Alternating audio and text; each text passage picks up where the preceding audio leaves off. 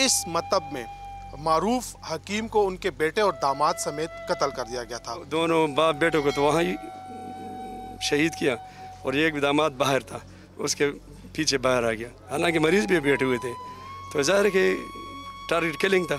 कातिल कहाँ मौजूद था, कातिल अंदर कैसे आया, हकीम मोहम्मद सलीम कहाँ पर बैठे थे और उन्हें हिट कैसे किया गया, ये सीढ़ियों में हम खड़े थे, फायरिंग की, बस अल्लाह ने तो हमें बचा लिया, लेकिन दोस्त और हकीम साहब और बेटे जो मौके पर शहीद हो गए थे। कोई ऐसा मरीज आया हो, उसकी जो अद्वियात दी हो, उसके कोई रिएक्शन हुआ हो? इंशाल्लाह हम उस पर काम कर रहे हैं, तो इंशाल्लाह very soon he will be arrested. बिस्मिल्लाहिर्रहमानिर्रहीम। आज डिजिटल के प्रोग्राम जुर्म दास्तान से एहसन अवान एक बार फिर आपकी खिदमत में हाजिर है।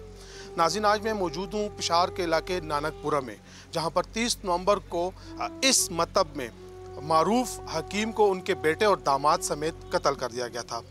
कातिल कहाँ मौजूद था, कातिल अंदर कैसे आया, हकीम मोहम्मद सलीम कहाँ पर बैठे थे और उन्हें हिट कैसे किया गया, ये तमाम डिटेल मैं अपनी रिपोर्ट में आपको दिखाऊंगा। इस वक्त हम अंदर चलते हैं। ये मतब का मरकज़ी गेट है। कातिल यहाँ से अंदर दाखिल हुआ था और फिर ये जो आपको काउंटर नज़र आ रहा है, इस काउंटर पे कातिल ने अपना नाम जुनैद जाहिर किया और यहाँ से उसने पर्ची भी बाकायदा तौर पर ख़रीदी। इसके बाद कातिल आकर यहाँ पर बैठा और अपने उसके पास चूँकि काले रंग का एक शापर पड़ा था, उसमें पिस्टल मौजूद था। ये सामने हकीम मोहम्मद सलीम की जो क्लिनिक का जो मेन जहाँ पे वो चेकअप करते थे, तो ये वो उनकी कुर्सी है। हकीम मोहम्मद सलीम जो है वो यहाँ पर मौजूद थे और उनका बेटा अब्दुर्रहमान उनके साथ यहाँ पर बैठा था। जब कातिल जुनैद की चेकअप का नंबर आया, यहाँ से वो होता हुआ या इधर पहुँचा और पहुँचने के साथ ही उसने शापर से अपना पिस्टल निकाला और अंधाधुंध फायरिंग करके इन्हें कत्ल कर दिया। और फिर इस रास्ते से होता हुआ जैसे कि इस वारदात की सीसीटीवी फुटेज भी सामने आई है, वो आपको स्क्रीन पर नज़र भी आ रही है, इस रास्ते से वो भागता हुआ मौके से फरार हो गया।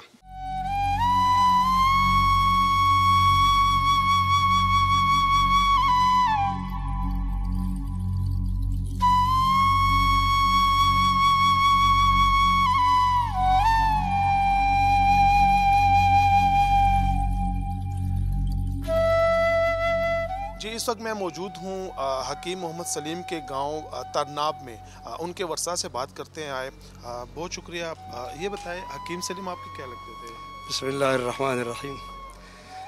हकीम साहब तो हमारे सबसे बड़े भाई थे और अब वो ऐसा समझो कि हमारे बाप लगते थे।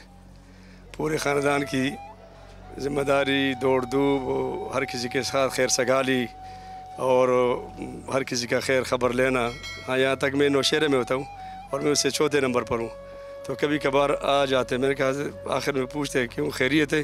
नहीं, बस सिर्फ मुलाकात के लिए। मेरे बड़े भाई थे और अब उनका दर्जा बाप के वालिदैन तो नहीं है, पूरे ख़ानदान को संभाला हुआ था। वालिद साहब की भी यही तरीका था, पूरे ख़ानदान की खैर सगाली, उनके साथ अच्छाई और उनके खैर ख़बर लेना। और हकीम साहब ने वालिद साहब से बढ़कर शुरू किया था। हकीम साहब कब से ये हिकमत के शोबे से वाबस्ता थे? उनके तो तकरीबन 15-20 साल हो गए, तकरीबन 15-20 के दरमियान इतना अरसा हुआ होगा। इससे पहले वो मुलाजमत वगैरह करते थे? वो ये हिकमत उन्होंने मुलाजमत के साथ शुरू की, मुलाजमत भी थी साथ साथ हिकमत भी शान। फिर अभी तकरीबन 5-6 साल पहले रिटायरमेंट ली और फिर मुस्तकिल इसकी तरफ मुतवज्जह हो गए। तो आप क्या समझते हैं कि ये क्या वजह हो सकती है? तो रिपोर्ट तो हमने कर दी, क्योंकि सामने तो नज़र नहीं आ रहा था और वो भी पूछ रहे थे, पुलिस वाले भी। हमने कहा कि हकीम साहब में तो अच्छाई थी, खैर सगाली, हरमदर्दी, उन्होंने तो किसी के साथ कोई बुराई का मामला किया नहीं है। हमारी समझ में नहीं आता कि ये कहाँ से हो, क्यों हो, किस तरह हो, कुछ समझ में नहीं आता जी। तो हकीम साहब के साथ जो उनका मतब था, जो उनका दवाखाना था, वहाँ पे और कौन कौन काम करते थे? वहाँ उनके साथ 2 बेटे होते थे, जो एक बड़ा बेटा चला गया उनके साथ, वो भी शहीद हुआ, और 2 उनके दामाद होते थे। तो छोटे बेटे को कहीं पे भेजा था और छोटा दामाद शायद तो ऊपर नमाज के लिए गया था। तो दोनों बाप बेटों को तो वहाँ ही शहीद किया और एक दामाद बाहर था, उसके पीछे बाहर आ गया। हालांकि मरीज़ भी बैठे हुए थे, तो ज़ाहिर है कि टारगेट किलिंग था। मरीज़ को कुछ नहीं कहा, बस इन्हीं को मार कर बस चला गया। तो कोई तनाज़ा वगैरह या कुछ भी कुछ नहीं। दुश्मनी, कोई लेन देन, कुछ धमकियाँ वगैरह कभी कुछ मिली भी नहीं। हकीम साहब को मैंने आपको बता दिया, यानी मैं सबसे छोटा हूँ उनसे। अगर मैं भी 2-3 सुनाता तो मुझे भी कुछ कहीं नहीं। उनका मामला तो इस तरह था सबके साथ। अभी सीसीटीवी फुटेज भी शायद आपको दिखाई गई हो, कातिल की शनाख्त उसमें तो वाज़े तौर पर है। वो छोटा दामाद जो बच गया ना जी, वो कह रहा है कि 1 घंटे से आए हुए थे यहाँ, मरीज़ के उस बेस में आया हुआ था। 1 बजे से 2 बजे तक ये घूम फिर रहा था दवाखाने में। 2 बजे उसने ये वारदात की। वो कह रहे हैं कि मैं पहचानता भी हूँ। दवाखाने के फुटेज भी हैं, बाहर जो रास्ते में जितने भी कैमरे, उन सब ने उनको कैमरों ने उसको वो किया हुआ है, महफूज किया हुआ है जी। हकीम मोहम्मद सलीम के दामाद जो ऐनी शाहिद भी हैं, तो इनसे बात करते हैं। जी, आपका नाम क्या? मोहम्मद आबिद खान मेरा नाम है जनाब। कैसे ये वारदात हुई थी, आपने ज़रा सारा अहवाल बता दें। बस जनाब ये मरीज़ की शक्ल आया हुआ था, जुनैद नाम शो कर रहा था, इंतज़ार भी किया हुआ था। मैं नमाज के लिए उठा हूँ। जब वो फायरिंग की आवाज़ में मैं उतर रहा था तो मेरे दोस्त को भी शहीद किया, हकीम साहब को भी अंदर शहीद किया हुआ था उन्होंने। इससे पहले भी ये जुनैद कभी पहले आया था? दफ़ा आया हुआ था। कितने अरसा पहले आया? तकरीबन 1 हफ़्ता पहले आया हुआ था। तो ये क्या इसने क्या कहा है कि किस चीज़ का इलाज के लिए? मैदे के इलाज के लिए आया हुआ था। बाकी कोई डिस्कशन नहीं हुई, चुप बैठा हुआ था। इंतज़ार भी किया, घंटे आधे घंटे इंतज़ार किया, उसके बाद ये काम इन्होंने किया। बिल्कुल रिलैक्स ही बाहर निकले दवाखाने से। तो ये तो सबको जानता था, क्योंकि वहाँ पे और मरीज भी थे, तो इसने तो सिर्फ उनको टारगेट किया जिनको वो जानता था। सीढ़ियों में हम खड़े थे, फायरिंग की, बस अल्लाह ने तो हमें बचा लिया, लेकिन दोस्त और हकीम साहब और बेटे जो मौके पर शहीद हो गए थे। तो ये जब फायरिंग हो रही थी तो आप उस वक्त मौजूद थे? मौजूद था जी, मैं क्लिनिक में मौजूद था। तो आपको उसने कुछ कहा नहीं? शूट किया, मैं बच गया। आप पे फायर हुई? फायर हुई है, लेकिन मैं बच गया। मेरे पीछे एक पेशेंट भी आया और तब सीढ़ियों में भाग रहे थे हम, तो पीछे अब्दुल वदूद था, हमें रमजुल, वो बस पीछे से लगी गोली उसको। जब ये कातिल फायर कर रहा था तो हकीम साहब कहाँ पे थे? वो क्लिनिक में मौजूद में तशवीश हो रही थी, नब्ज़ देख रहे थे, उनकी दवाई तजवीज़ कर रहे थे, इसी दौरान उन्होंने फायरिंग की। तो ये पहला मरीज़ था या उससे पहले कई मरीजों को चेक किए हुए थे बहुत, और मरीज़ वेट कर रहे थे, 5-6 मरीज़ और भी वेट कर रहे थे। हकीम साहब मरीज़ को देख रहे थे। तो 1 हफ्ता पहले, जैसे आपने बताया कि 1 हफ्ता पहले भी आया था, तो आप जानते थे कि 1 हफ्ता पहले भी ये आया? बिल्कुल आया हुआ था। पर्ची आपने दी थी? पर्ची हकीम साहब ने दी हुई थी, लेकिन पर्ची दोबारा साथ नहीं लाया ये। सभी हम कहते हैं कि हमें इंसाफ मिल जाए। तो जब सीसीटीवी फुटेज भी तो अभी आ गई सामने, उसमें कुछ वाजे हुआ है कि ये कहाँ का है, रिहायशी कौन है, कुछ तनाज़ा वगैरह आपका? आप तो हकीम साहब के साथ हर वक्त होते थे क्लिनिक में, तो कुछ धमकी वगैरह? नहीं, अल्हम्दुलिल्लाह से ना कोई तनाज़ा था, ना कोई से बात हुई थी। बाकी भी तशवीश शुरू है, इंशाल्लाह देखते हैं। कभी कोई धमकी वगैरह? कुछ भी नहीं जनाब, हकीम साहब बिल्कुल बस वो बेज़रर इंसान थे, अच्छाई के काम में आगे थे सबसे पहले। कोई ऐसा मरीज आया हो, उसकी जो अद्वियात दी हो, उसके कोई रिएक्शन हुआ हो?